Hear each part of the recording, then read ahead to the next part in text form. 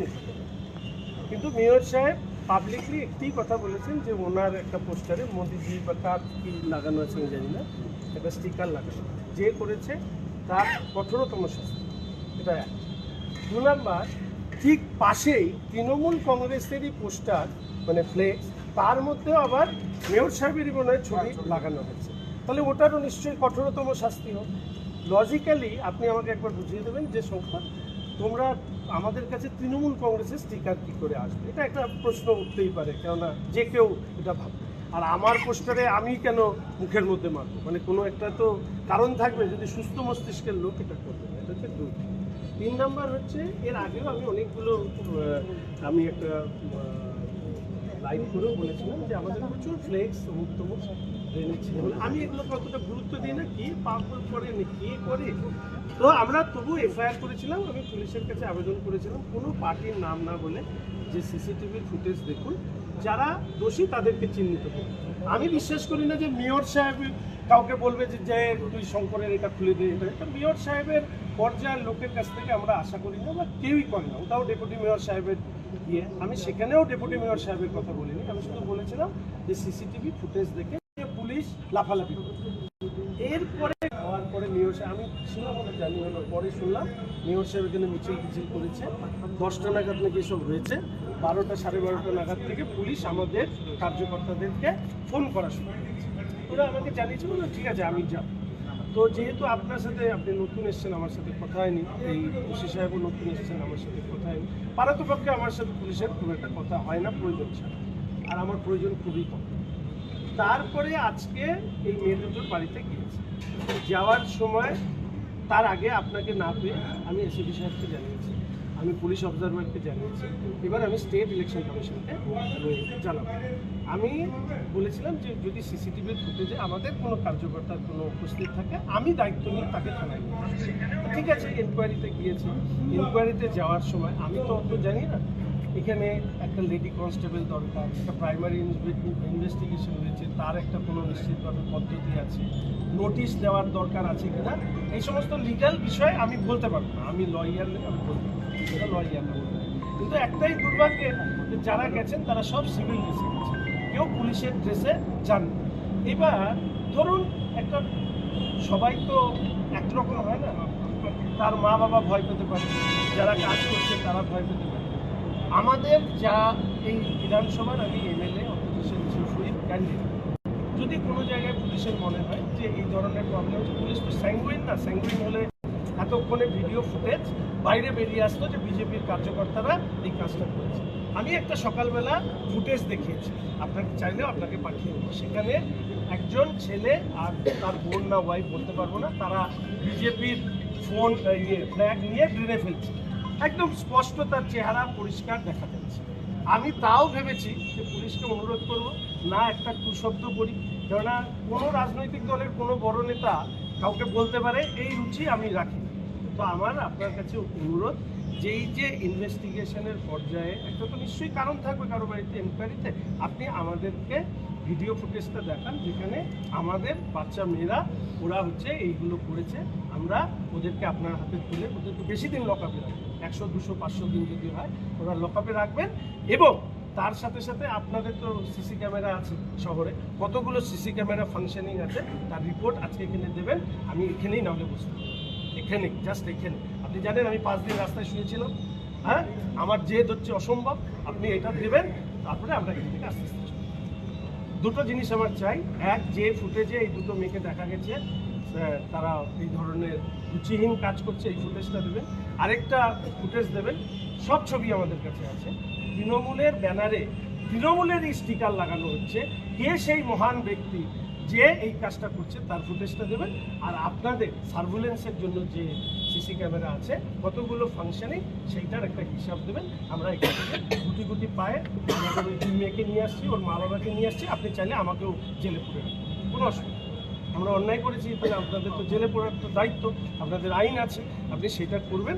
তাহলে আমরা এখানে বসলাম এবং ঠিক আছে, এবার আপনি যেটা ঠিক মনে করবেন, ঠিক আছে আপনি, আমি আর ভিতরে যাব, ভেতরে যাব না সাহেব, আপনাকে দেখেন আমি না বরাবর চেষ্টা করি।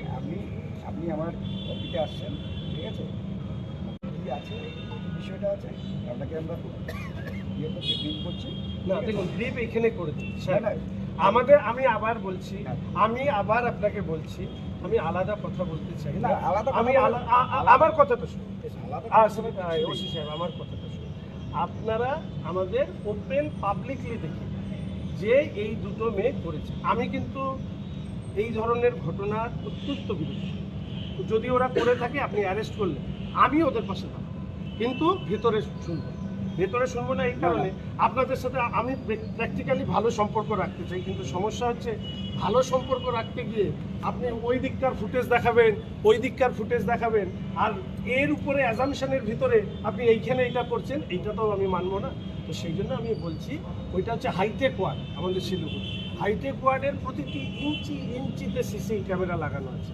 ফলে ওই সিসি ক্যামেরার ফুটেজ চাই যেখানে যে মহান ব্যক্তি তৃণমূলের পোস্টারে তৃণমূলের স্টিকার লাগিয়েছে, আর কোন রুচিহীন ব্যক্তি ওটা ছিল এক্স আছে, আর এক্সে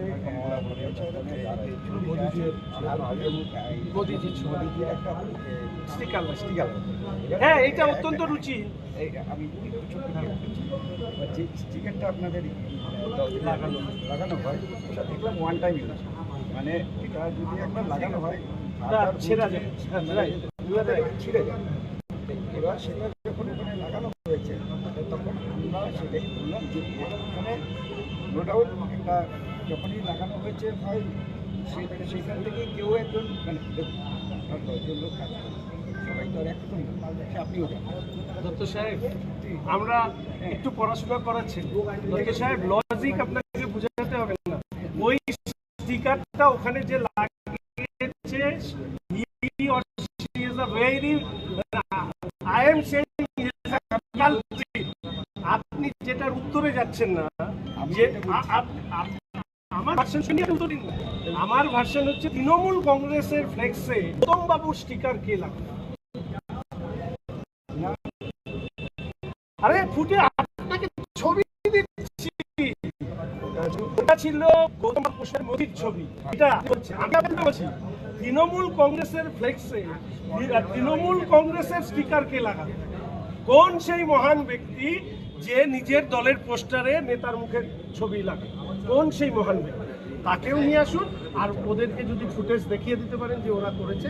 আমি বলছি আইসি সাহেব, আপনি নিশ্চিত মনে ওদেরকে একদম জেলে যতদূর সাজা দেওয়া যায় ততদূর সাজা, এবং দরকার হলে আমাকেও তো সাজা দিন, কারণ আমি ক্যান্ডিডেট, আমি শেখাতে পারি নাই আমার বাচ্চাদেরকে, আমাকেও তো সাজা পাওয়া উচিত অ্যাজ এ, মানে if you are the guardian of the institution. তো এটা তো গার্জিয়ানের ভুল, আমি আমার ছেলে মেয়েদেরকে শেখাতে পারি। তার জন্য বাবাকে দায়িত্ব নিতে হবে তো।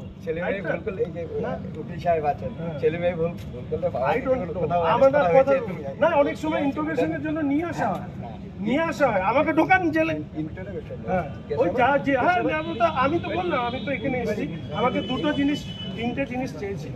লং আর্গুমেন্টের দরকার নেই, আপনি কথা বলার পরে আপনি এইটুকু শুধু আমাকে প্রাইমারিলি এসিপি সাহেবকে বলুন, সংকট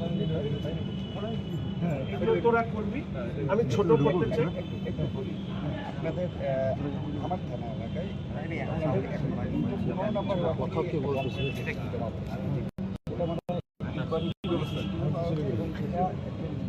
পাগল করে পাগল না ছাগল করে তিন চারজন দাঁড়া, তোরা শেষ করিস না, তোরা ভুল থেকে ঢুকে যা। আইসি সাহেব কিন্তু পুলিশ আমাদেরকে এই লাইন থেকে